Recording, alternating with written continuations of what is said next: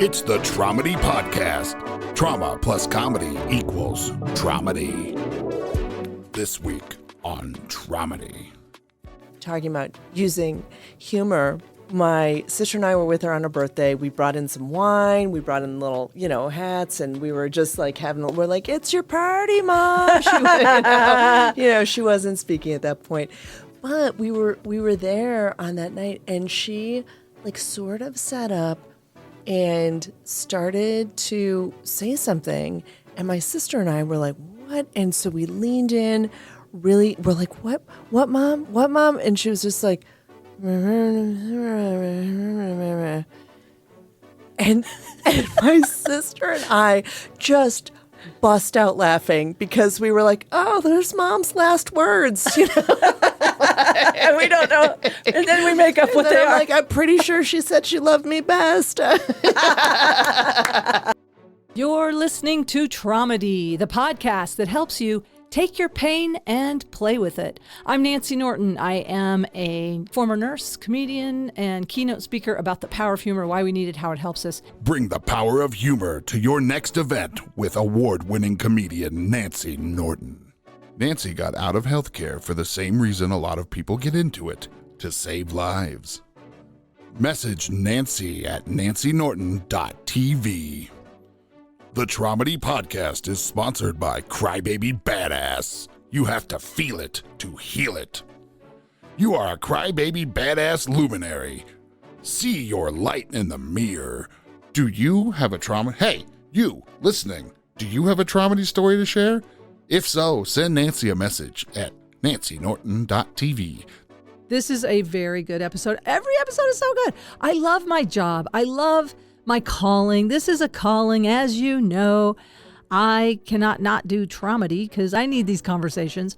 I hope by listening in, you get a little something from them as well. I really am learning from every guest some coping skills or some inspiration and always something funny every single time. And this is a mental health podcast. So keep breathing. Know you're not alone. If you want to find a comedy show or to connect with me, go to my website, nancynorton.tv. Everything is there. Enjoy this episode, and I'll see you on the other side. Welcome to Traumedy. My guest this week is a comedian, a producer, a marketer, and a friend of mine. Please welcome Andrea Sodergren. Oh, thank you, Nancy. Woo. Thank you. Thanks for having me. So fun. I know, so fun to see the studio after, Here in the Boulder studio with my uplighting. I moved the filing cabinet. Things are onward and upward. Poppin'. Thanks for driving into Boulder proper. Yeah. It's not that far. You just live right there. Really close. Right there. Yeah. And so I just want to say, first of all, I just want to start off with a lot of appreciation for what you do for moms, for mom comedians, but for moms who come to our shows. Moms Unhinged is your baby. You created. What year did you start Moms Unhinged? Well, we had our first show in 2017 as the Moms Unhinged label. And at that time, I was just doing it on the side, just a few shows a year. I still had my own business, and I was like, this sounds like we wanted some opportunities. Women, moms have a harder time getting on shows sometimes, and so we did that show, sold it out, and wow, the first one? Yeah, first one, super fun. It was actually at Tilt. It was at Tilt Louisville Underground, kind of. Yeah, they had a different space. Oh yeah, the Louisville Underground space is. Yeah. I love that club. It has all these variables. If you know comedy, low ceilings, people packed in there, right? And it's nice, it's a black, the walls and stuff. There's, and it also feels like a little bit of a jazz club or something. Yeah, it's really. They have a little so candle. great. It's nice. It's a good vibe. Yeah, and that's local to us. Here in Boulder County. So that's cool that's where you did it first time. Yeah. So then after COVID, I was burnt out from my marketing, and was like, oh my gosh, I need to do more. I need to laugh more. Let's just have some more fun after all that. I know. Well, and it's so cool that you have this background. You wrote a book about Facebook marketing, right? Mm-hmm. Right. And then that was your business that you went around talking all internationally. Yep. Telling people how to do Facebook marketing. And now you get to use it And I mean, I have to say, like, I've been doing this a long time, and I don't know how to produce a show. That part of my brain, I just not been into marketing. And it's amazing how you get all these women in all these different places all over the country. Have we gone international yet? No. We're hoping. We are hoping. Yeah. We are hoping. Manifest. We're going to manifest that. Hope. Let's just say it. Belize. Let's hope. Let's see. I got to call that gal down in Belize. I know, right. Yeah, I'm still planning on going. I picked up a gig in Georgia on the day I was leaving, which sounds like I could still leave possibly. Just hop in a, yeah. Just they boom, said boom. they have direct flights from Atlanta. We'll see. I don't know. That'd be cool, wouldn't it? Yeah. And then who knows? London. I think London would be fun. Yeah, Why not? Do you have any London listeners? I do actually. I do have some. I was looking at the pie chart and it's like, I keep thinking, this is such a tiny podcast. I haven't done any marketing. I really should ask you to help me. Here comes Mushu, the mascot of Traumedy. Yeah. He finished his popsicle. Now he's got to go get a drink of water, or he's going to get on your lap. I apologize if if he gets on your lap. You can decide whether you want him there or not. Okay. Yeah. He sometimes fidgets around and then settles down. But anyway, where was I? You have some London listeners. You were looking at your pie chart. Well, yeah, I was surprised, different countries and things, like places I would never guess. So that's kind of fun. Yeah, that is fun. All right, bring us to your country. Yeah. Moms Unhinged or Traumedy. Yeah. I've been doing some live Traumedy workshops. I just did one in Homer, Alaska, where folks come out and we just talk about how to take your pain and play with it and show them what comedians do naturally. Yeah. Which, we all have something. And comedy's a great way to deal with it. It is. It is funny. I was thinking a little bit about it on the way over here. And, it's that whatever tragedy plus time equals comedy, and it is so true.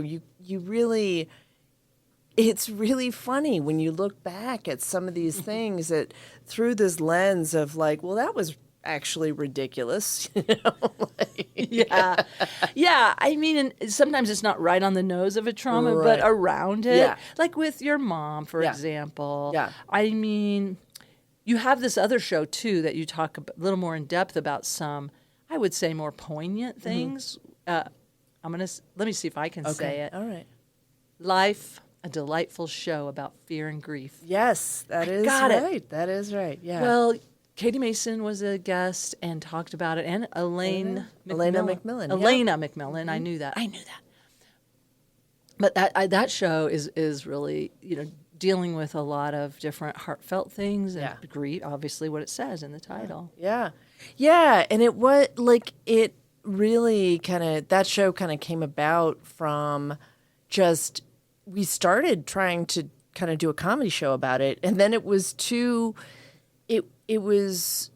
there was so much depth to it that we said, you know what, let's just leave in some of these really poignant pieces that are hard and but very vulnerable and open, and then add comedy on the sides to kind of have a little bit of a ride, where you're in it, and then you're like, we lighten up the mood and get a little release. Yeah, a little release. Yeah, that's nice. Like one of my therapists would say, humor helps us titrate pain. How much can you tolerate? And that's kind of what we're doing here. Yeah. With Traumedy, and we're not hitting the hyperspace button and using it to avoid, but rather to tolerate looking at stuff. Yeah. But yeah, as far as I was thinking about getting current, but before we get current.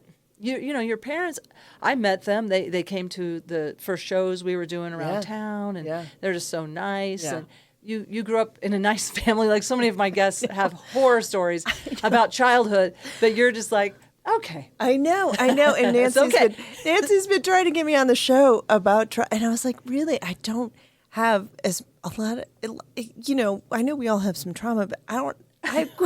It's okay. It's okay. I'm so sorry, listeners. I don't have as much trauma as I should. A nice Swedish family.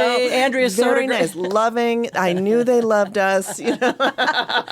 Well, so that's where it makes it a little harder to write. I know, right? It's a kind of a hindrance. Yeah. But I mean, you've been through a divorce. You've been, and you do jokes about that. Yeah. And I think one of my latest jokes is like, I mean, I say it's a joke, but it's just, it's transcriptionist. But I'm like, I think divorce is worse than going through a death because sometimes you wish they would die. And that's how I know. It's still there. But that's still there. But your jokes about your husband are so funny about the time frame and stuff. It's like, we weren't meant to, like we were supposed to, back then we didn't, whatever. Oh yeah.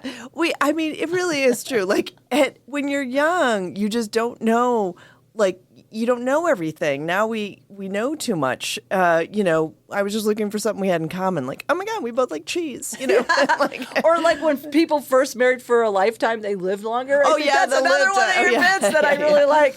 Yeah, we shouldn't get married for life because back in the Pilgrim times, just about the time your spouse would really start to irritate you, they would die. That's what I'm talking about. That's what I'm talking about. But it is hard. I mean, I do think marriage and that whole, trying to decide things can be so traumatic. We went through so much therapy. We literally did all the different kinds of therapy. We had I was trying to make a joke one time about we had EMDR and whatever. And, I don't even know all the kinds. But, it was this emotionally focused therapy, and then we tried a weekend intensive, and we did all the things. And I remember one of our final therapists, I asked him, I know that marriage is supposed to be hard, but how hard should it be? Yeah, there should be an equation. Is it like this hard? Is it I want to know some needle you hit where they're like, okay, you've really maxed out on the hardness level.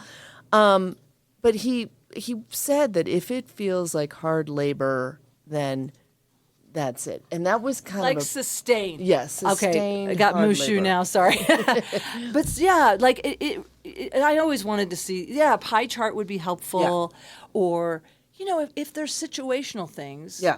Hardship in the relationship that does okay, we can come through this. Right.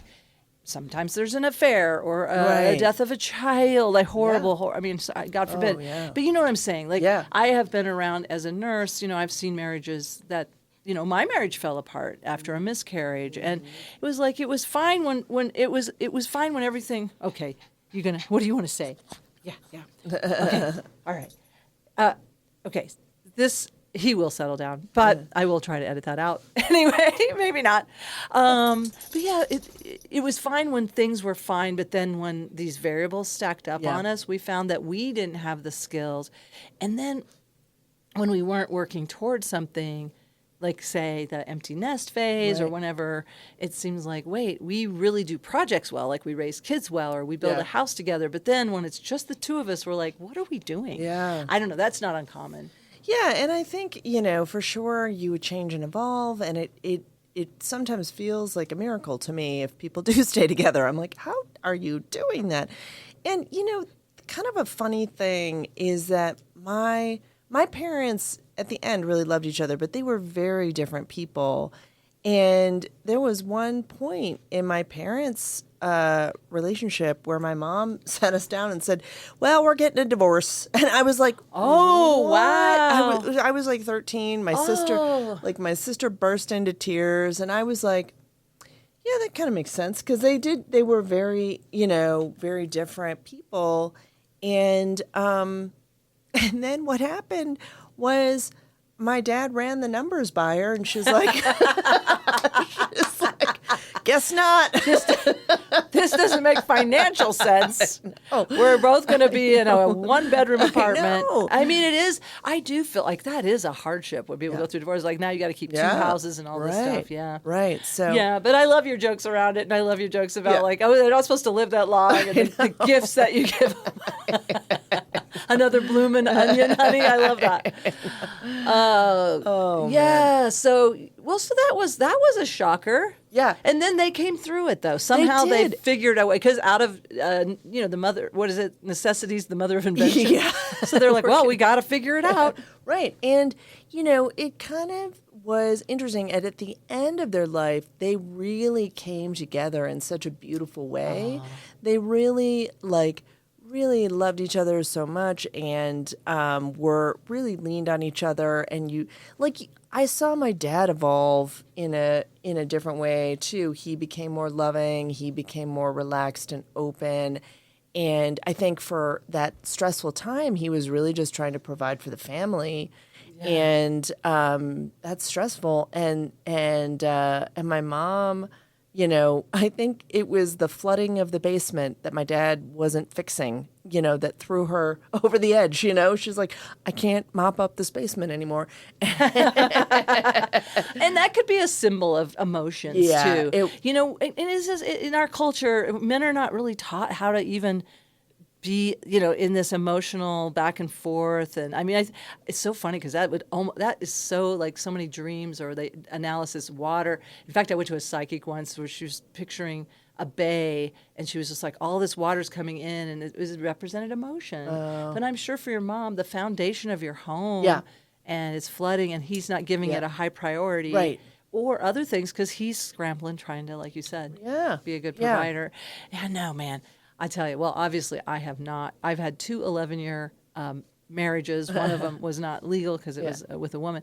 But, I mean, it was a marriage, and I have not made it past 11 years. So I am now, I'm probably just going to be a dog mama, and I don't know. I'm not sure I have what it takes. But you never know. You never know. We don't never say never. Yeah. But so that, your mom, your parents, I'm so glad they came full circle. They did. And kind of a funny thing that ended up happening that I didn't think about until later was I was kind of starting to float the idea out to my mom that I was going to get a divorce. And she, I kind of was skirting around it. I was trying to get her, kind of thoughts on it. And she's like, well, when people get divorced, they ruin the kids. And I was like, oh, God. And I was terrified by that prospect. And I think that for sure kept me working on the marriage longer than I might have. Because I was like, oh, my God, I don't want to ruin the kids. And they're going to, they're going to be drug addicts, or I don't even know what I thought that meant, but I was so terrified by that prospect that I did get my own therapist to kind of deal with that idea that they would be ruined. Oh, it's such a burden to think that, you have to choose between yourself and your kids, but also we don't want to role model not honoring ourselves. Exactly. And it is a catch-22 right there. I'm so glad you got help with it, and your kids seem great. Yeah. And they were a little older too, right? Yeah, I mean, they were. We were 20. It was a 20-year marriage. I think it just shy of 20 years. I was like, I can't do 20. That's my cutoff. I'm not. Hard stop. Hard stop. 19 and a half. Yeah. So. And it's, never fun, never easy. And I'm just glad y'all are healthy. You do cat sharing. We do. You know what I mean? And I think, we still share the cats, you guys. We still, they're at my house now for next 3 weeks, and then they will go back to his house. And that's a good sign, though, that you can do cat sharing and communicate. And I know, even though you're different people, I mean, like I said, so many of my guests, and myself included, have narcissist abuse and all kinds of. So good for you that you didn't have to go through that. Yeah. It's hard enough. Life on a good day is hard enough. And, it really is. I mean, losing your parents, and like you're saying, being the sandwich generation when you're taking care of your kids and they're getting them ready for college, and then your parents are declining. Yeah. And you and I, we spent a lot of road trips together during that time, and it was so hard because your mother was having cognitive decline. Yeah. What kind of dementia? So she had Lewy Body Dementia, which is a type where you see hallucinations a lot of times, and they can be different types of things. Like I know Lisa's dad had it, and he saw like spiders crawling on him, all the time. Yeah. And my mom saw like people in her apartment, and she would yell at them, and they'd be watching the TV, and she's like, I don't want to watch that program, but they seem to enjoy it. And that's where you use humor. I mean, because weren't there times like they were sitting where she needed to sit? Yeah. I mean, negotiating this relationship with these folks that were in her space. And Right. I mean, of course, I've done just enough mushrooms to go, well, who knows? I know. I mean, are there entities that are passing through that she only, is Right. picking up on? I don't know. That's how we initially felt. We're like, oh my God, the veil is thin. She's ready to go because she's seeing a lot of people. And they were white and they didn't have faces so like we thought that she was Maybe spirits. And Yeah. and so then we got like the diagnosis a little more. And again, I don't know. Who knows? I'm open to whatever. There was a boy who was always in her closet, and then there was another person who was a lot of times in her bathtub. And so, so she had the same types of people, and then one was always sitting on her walker and I would ask questions. I was so curious about it all because I'm like, well, do they go out with you? Like if you take the walker out? And she's like, no, they kind of just go back or something, and it just was so curious. But she would throw things at them, and she would think that they were messing with her place. Like so then she started hiding things. So they wouldn't get to them. Well, I mean, were there moments where she would be more lucid and knew that she had hallucinated? Yeah. That's got to be kind of scary, right? When It you was. know it and you have to deal with that. Yes. And like, oh, I saw these things. Yep, and they're these not real. people. That's got to be so hard. Yeah, she did have those moments where she's like, I know. And we never tried to be like, Mom, they're not there. We just... You got some coaching on that. Yeah, maybe. you just say, interesting, tell me more. And so she would have these moments where she's like, I saw this guy, but I know he's not real. And then, so she would have that. But then there were times that were really scary for her. There were some children in the toilet that were drowning, and she ran out of, that's what she saw, and she ran out of her apartment just terrified. And, it's just such a horrible like disease. to be in a dream that you can't wake from. Right. And that having those concerns like that. Yeah, that's really how long did she have the symptoms, and then was it like It was a period of like 2 or 3 years. Like during that time, I was going back and forth a lot. And the same when my dad died too, I was going back and forth and on the road, and it was just like so challenging. And when my dad died, it was in the middle of COVID, and he had bladder cancer, and we were trying to, we couldn't go see him, and all that stuff. We were looking at him from outside the window, all that kind of stuff. Man.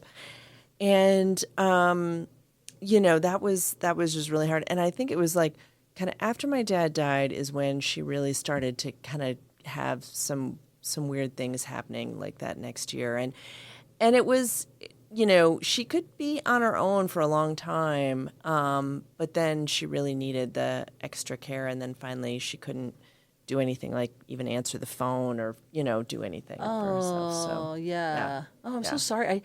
Because I'd forgotten that your dad had passed during COVID. Yeah. That's horrible. Yeah. So many people that couldn't say goodbye, and there's Yeah. all those videos of nurses holding phones and iPads and FaceTime. That's exactly what we would do is all man. this FaceTime. I have a funny story, though, my dad had bladder cancer, and they ended up taking out his bladder. And it was this long surgery of 8 hours because there was some scarring from he had prostate cancer. And so, when he came out of this bladder cancer surgery, he was okay for about a day. And then he took this left turn deep into dementia. And it was so sudden and weird. And we were like, what? And then we found out that prolonged anesthesia can cause that. Yeah. And so we were like, well, why wasn't that a warning? when we were deciding to make that surgery, that surgery Yeah. call. But there was one time where he was really declining and they were trying to get him out of bed. He was in this rehab facility and I was in line at the Southwest counter trying to coach him on helping him to get out of bed because they were like, if we can't get him out of bed, we can't move him to the next. So you're saying you're in line at Southwest Airlines. Here's my brain. I'm like, there's a Southwest counter in the rehab center. Oh yeah, no. I'm in the Southwest corner of the rehab center. Right, I don't right. know where I was going. Right. But okay, you're So I'm in in line. You're line. trying to get on a plane. We're on FaceTime with him. Okay. And he's like half naked and yelling. He used to be a pastor. He was, can I swear on this show? Yeah, you can. Okay. He was yelling, fuck, fuck, fuck. And I had him, I couldn't get my speaker, he was on speaker and half naked. And I'm sure like everyone behind me in line was like, what channel is that woman watching? And was so it's interesting too when folks like in dementia how that other part of their personality comes out. Like the man that would never swear.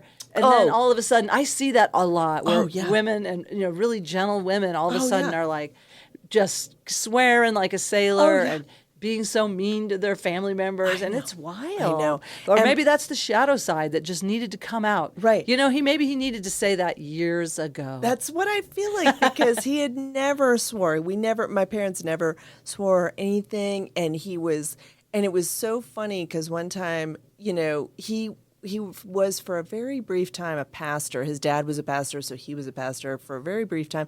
And he was swearing up a storm, and the nurses asked him, like, hey, trying to distract him, like, what did you used to do? What was your job? And he said, I was a pastor. I was a fucking pastor. I know. Oh, that's great. Yeah.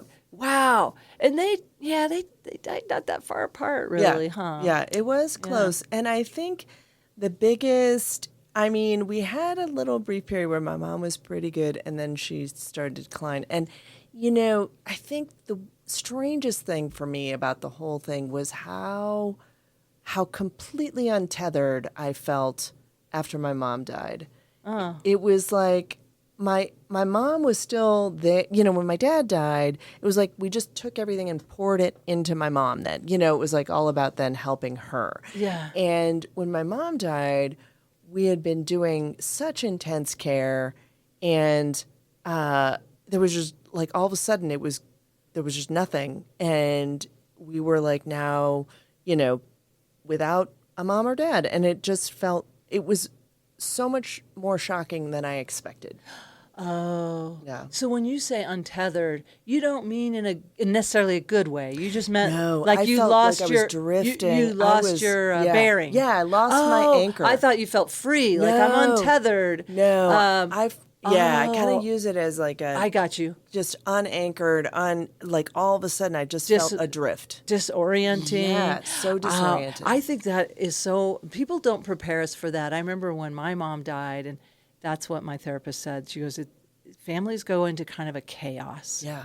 And we're still, my mother died in 2022, and so this is 26. And we're still kind of there. Yeah. We're still haven't, like, who am I if not my mother's daughter Right. kind of thing? Because my mother was quite a matriarch, and, you did what she wanted, basically. She wanted us to all be together I think she wanted to have a good family, so she wanted us to be together for family traditions and things like that demonstrated a good, healthy, happy family. And now nobody's hosting Christmas. It's like we're just all doing our own thing. Yeah. And it feels kind of weird. We have this family cabin that's kind of our little anchor point where I'm going to go for my birthday coming up. But it's like, I don't know. Yeah. Losing the family home was a big deal. Yeah. It does. Well, and it is true because my mom was, I was going back and forth for so many years and just, extra time and I stayed with my sister while I was out there. And so when my mom died, my sister goes, so I guess I won't see you again. I was like, no, of course you're going to see me again. And luckily we're really close and, so. That's so cool. And with your nieces. Yeah. And nephew. Niece and nephew. Niece and Yeah, nephew, yeah. Yeah, that's great. I mean, it is scary though. It's like, well, you probably won't see her as often. I know, for sure. But you can be intentional Yep, about when you want to sure. get together. Yeah. I was thinking, I wanted to tell you something. You have that hummingbird tattoo, and I think it has a spirit symbol or something with your mom. It does. It is my first tattoo, and I, I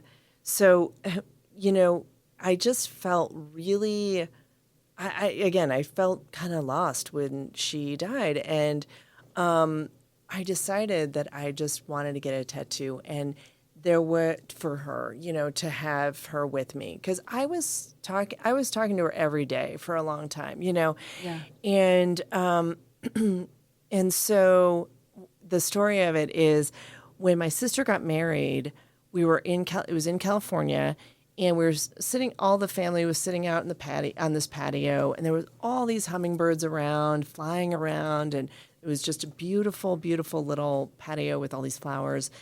And my mom was looking at him, and she goes, it's just really too bad they don't have feet. And this was a while back. This wasn't with dementia or anything. This was lucid. This was 20 years ago. Okay, but she just and I was like, we're like, what are you talking about, Mom? What are you She's like, we're like, no, they have feet, Mom. She goes, nope, they don't. And we're like, they do. And she's like, no, you never see them land. Was she being funny? No, she was being dead serious. And that was kind of the funny thing about her. She would do those kind of things. She was actually a clown.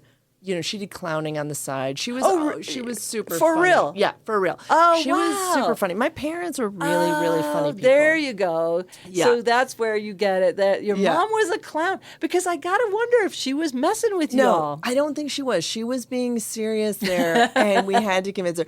But like We had to have a hummingbird debate. I know. And she would say things like that were so ridiculous. And then she'd be like, oh, she was really funny. And so that became kind of a funny joke in our family. That was a running joke. Yeah. And so I got a hummingbird tattoo, and it does have feet. Just as you get the last word. I know, right? You got the last word on that one. Well, I don't know if you're familiar with, I don't know why you would be, but you might know Jared Iwi. He's done some comedy, but he has a radio talk show. Anyway, I was doing a video traumedy, like Riverside or Zoom or something. And so I'm facing the window because I'm using the natural light. Yeah.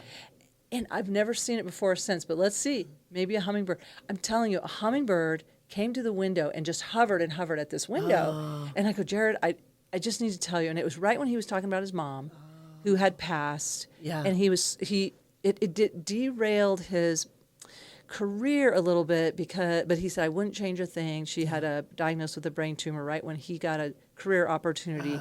That he chose his mom, and he chose to have her move in with him, and he took care of her with his wife, and he said, I just wouldn't change a thing. Yeah. And then this hummingbird, and I said, I think it came to say thank you, and I could tell he goes, well, hummingbirds were a big deal to her. Anyway, it was just so, I do think there are spirit signs sometimes. Well, and the other thing that happened around birds, it wasn't a hummingbird, it would have been a great, perfect little neat story if it was, but it was a sparrow.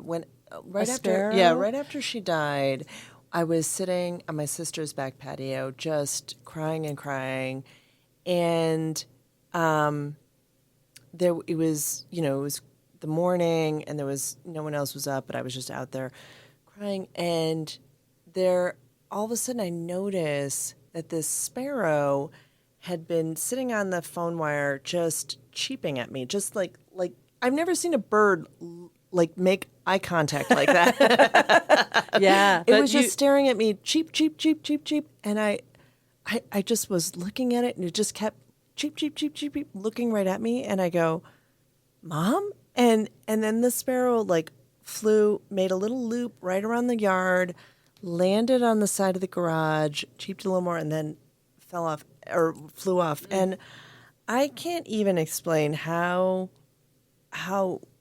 much lighter I felt after that. It was just so beautiful.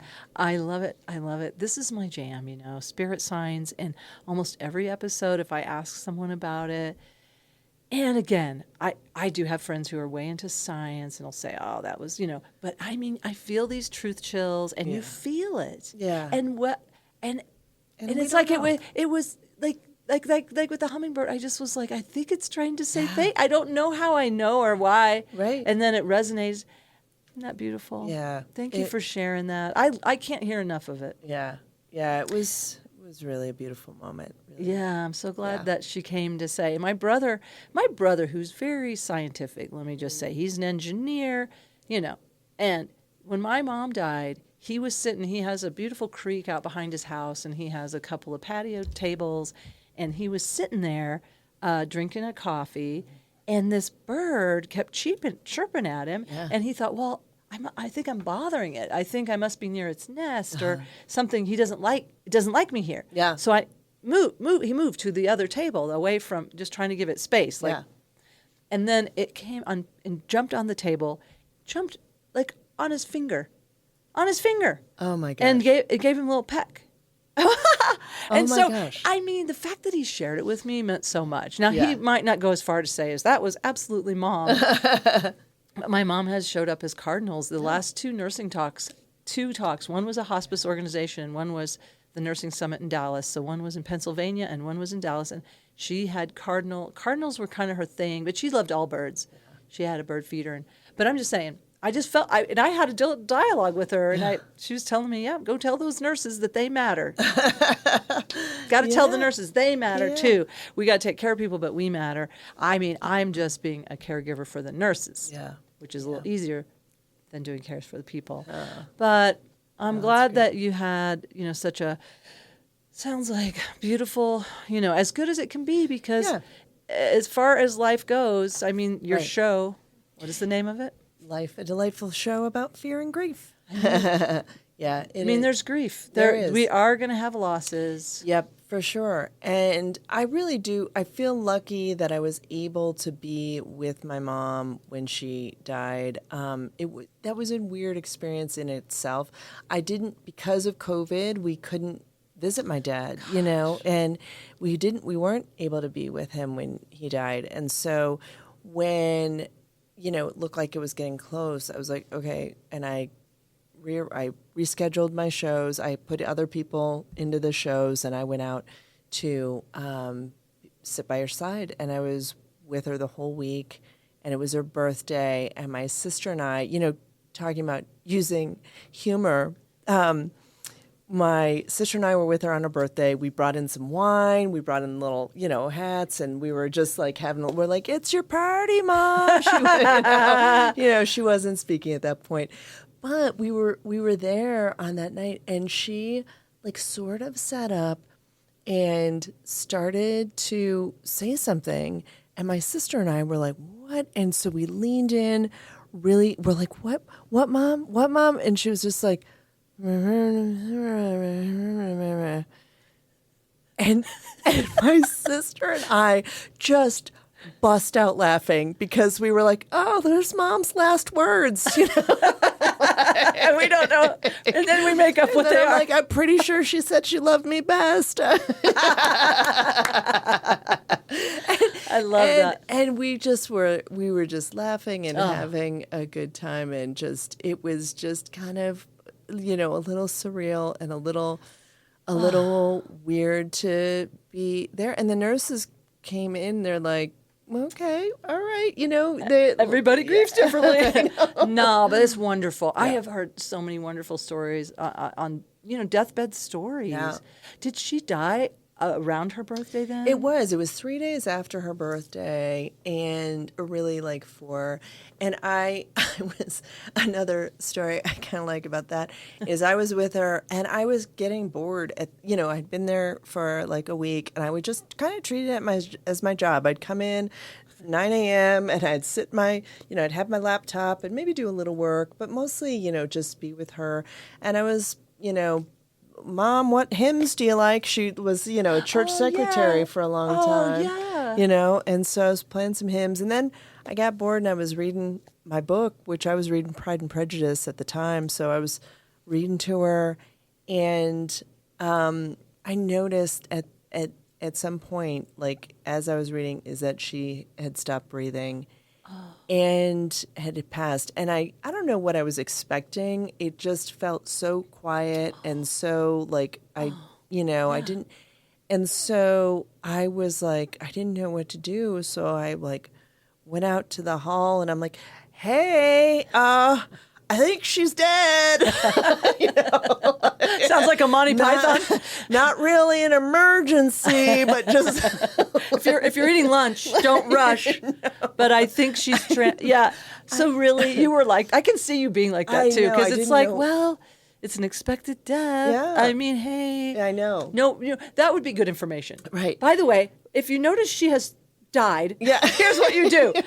I have noticed when even with my mom or with Deacon Gray, who I don't know if you knew. yeah. Did you Yes, know him? of course, yeah. Oh, I didn't know. Okay, Yeah, he so was so great. Well, I mean, he was New Talent Night coordinator for Yeah. Comedy Works for a long time, and he was going to go to a nursing home when he was dying. And Wendy Curtis, the owner, and I was like, listen, I used to do that. We can keep him at home. Yeah. So we did, and I got all the comedians. We did these 12, different. I was there for a Yeah. week, but I will say, again, I forgot my point, which yeah. was hospice nurses. Yeah. I mean, when he transitioned, and this is the same with my mom, it was like almost like they knew, their soul knew to relieve me of like having to pronounce him dead, because right when he was transitioning, the hospice nurse came in. I mean, he was gone. I could Yeah. see that he was gone. Right. And he was still able to like communicate and like shake his head no, like, are you in pain? No.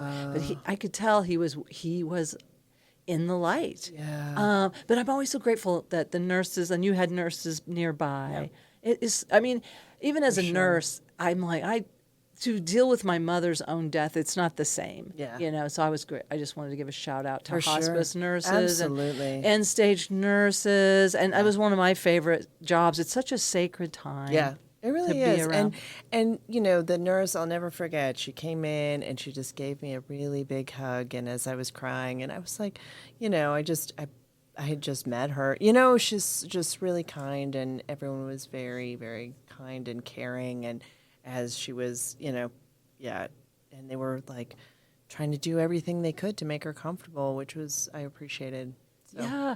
It's amazing though. Your mom doesn't sound like she had like death rattle or labored breathing or anything. Not too bad. It was a little bit, but not horrible. My mom, it was like I kept clearing my throat next to her. yeah. I kept going, because the lungs and the heart feel it. kind of I start. know. Yeah, and I can't stand it. I was like, I couldn't stand the little percolator gurgling. I was Yeah. like it feels like, and even with Deacon, I'm sorry to say, like he could say up, and I'd lift his bed up and lay it down, and I really want to relieve people of that suffering of feeling like that, and so.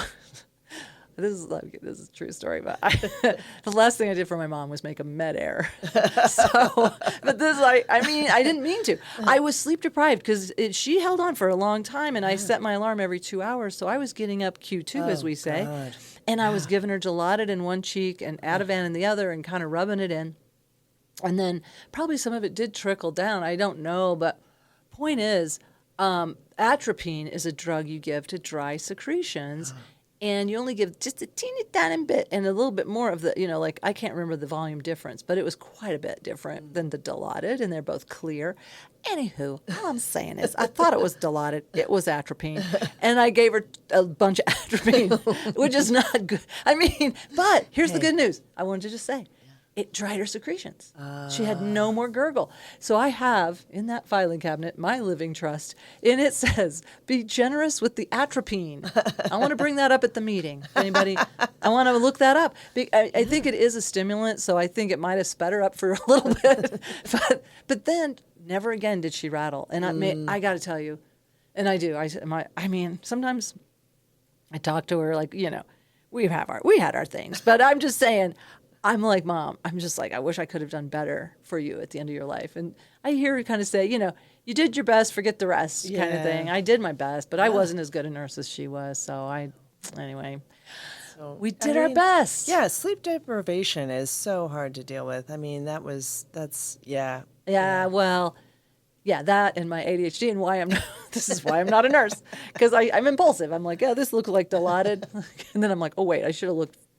Anyway, listen, I'm not, hey, hey, I'm not working as a nurse right now. I'm helping I'm just healing with humor. Yeah. It's safer. It is. Oh man. So hey, this has been amazing. What do you want to talk about? I've been kind of asking you questions. We talked about your mom, your dad, your divorce a little bit. Yeah. Anything on your mind? What's that you want to talk about that you're creating or things or trauma that you've dealt with in a funny way? Anything you want to bring up at the meeting?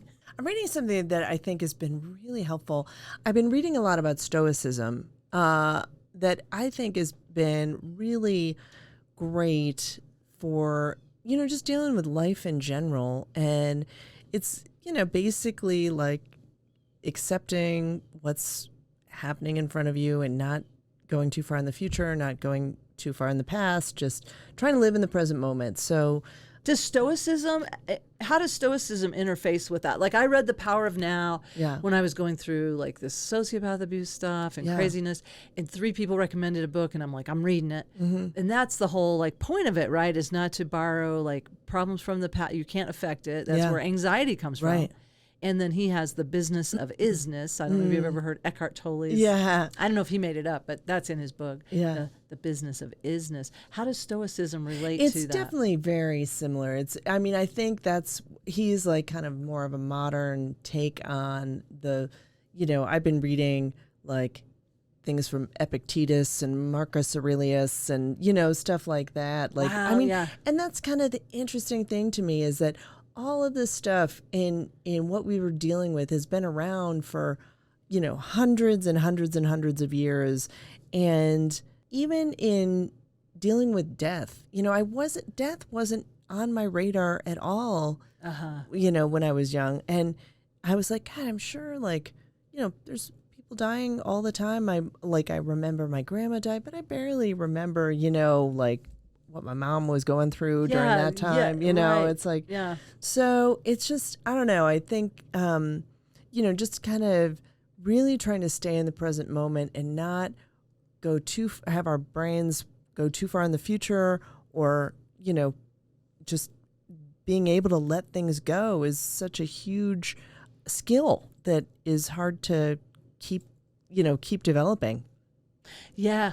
I know they say, I think that's kind of a Buddhist thing too, isn't it? Like not accepting what is the definition of suffering, or I guess accepting impermanence. I don't know. I've only read, the Cliff Notes to Buddhism, but that Stoicism. So it's just like I remember Eckhart kind of talking, maybe he's saying this, like he's talking about even interpreting cold, like say you're diving into a very cold body of water. Yeah. And there's a part of us that's like, this shouldn't be happening, or I shouldn't be feeling this, rather than or taking it as sensory input. Yeah. Rather than misery. Like cold is miserable. Right. I mean, I don't know. I've been working on trying to reinterpret pain. Yeah. Or even emotional pain. Yeah. The loss of a friendship. I was just telling you, I got this shocking text right before we started talking, and I was like, ooh, I gotta, how do I just accept this? Nathaniel's really good. My son is like, I just get to acceptance. He gets very quickly to acceptance. And I'm like, I want to understand it. I'm like, what's going on?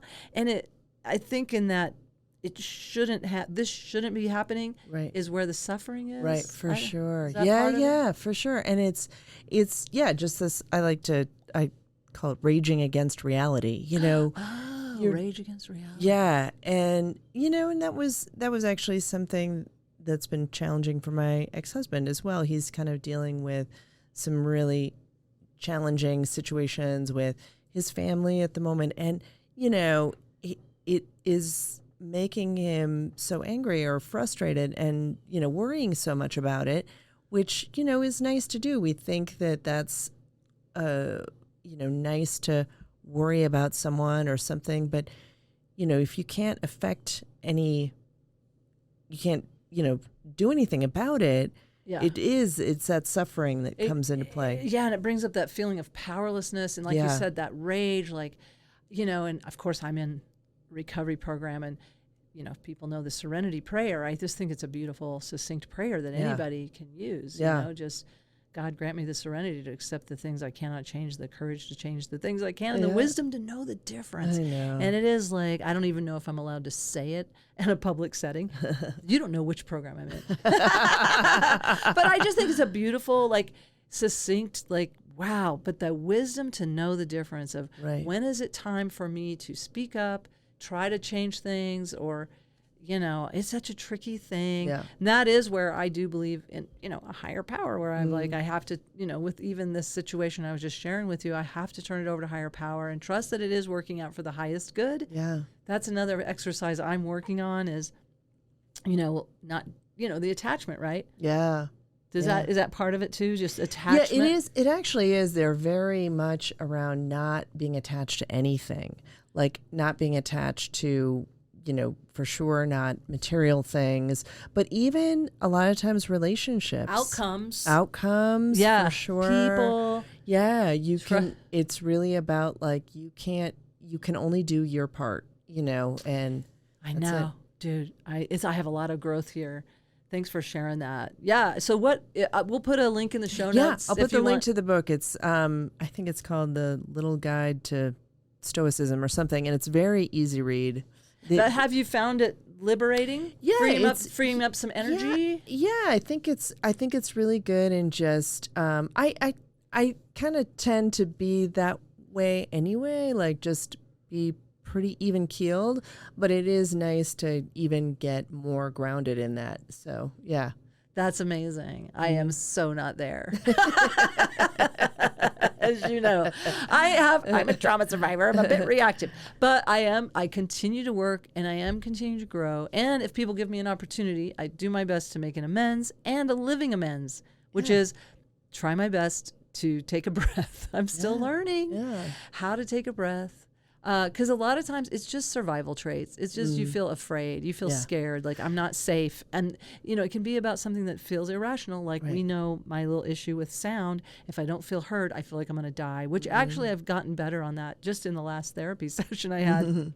I realized that all makes sense. Yeah. I just wanted to say that you're not going against your your stoicism. I don't know. Why do I have to, like, you know, what is it called? Bright siding. I'm one of the, like, I've been accused of that. You do too much bright siding. Like, look on the bright side. But I mean, I'm just saying. Yeah. Well, so let's talk, like, as we go towards closure here. Moms Unhinged, which is the website. Moms Unhinged. It's plural. All one word, MomsUnhinged.com. Yep. I just saw that post you had with all the shows coming up. That's fantastic. Yeah. How many were there? I think we've got about 50 shows right now. We're adding a few more dates. Wow. Yeah, for the fall. So that's the shows from September through mid-October. Or mid-November. That's we 50? Have 50 shows. That's amazing. Yeah. Wow. So. Incredible. So you can find a Moms Unhinged show almost in any region of the country. I know I'm going to Portland, Oregon, and New York. Yep. So, you know, those are 2 or 3 of the shows.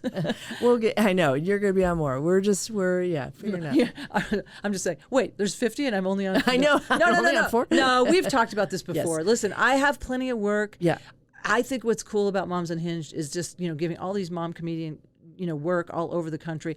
I am 65. I've been doing this 40 years. I'm grateful. But I will say this, after doing comedy for 40 years, these are some of my if not my favorite shows. I mean, between the nurses and the moms, and a lot of moms are nurses, so they're very similar. They are just some of the most fun audiences because we don't have to explain to them what it's like to be a mom, what it's like to be a woman in society. Yeah. Like, they already know women are funny because sometimes you're up against that. Yeah. Even at Comedy Works, where it's a very comedy savvy club, even there, I feel like it's like almost like women have to bite off a bigger piece, like proving that we're not always going to talk about our vagina, but I will. I am going to talk about. I do have one. I think people are surprised. At least half of one. I don't know. You know, we haven't checked in a while. I have to do some dusting.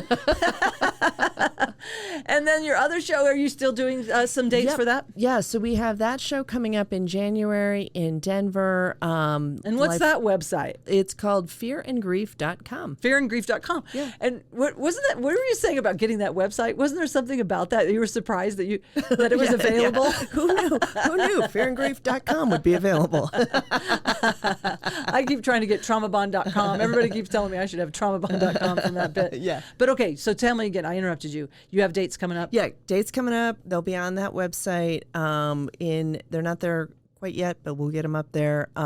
In Denver, we're doing 3 weeks of shows, so three consecutive weekends, which is something we haven't done before, which will be really around fun. Denver. Yep. Okay, very, very cool. Well, Andrea, and you're also on Instagram. What are you, Andrea Marie? Andrea Marie Comedy on Instagram. Andrea Marie Comedy on Instagram. I'll put all the little things in the show notes. All right. Well, thanks for coming on. Thank you, Nancy. I'll be It was so seeing you fun. soon. Yeah. All right. Bye. Bye.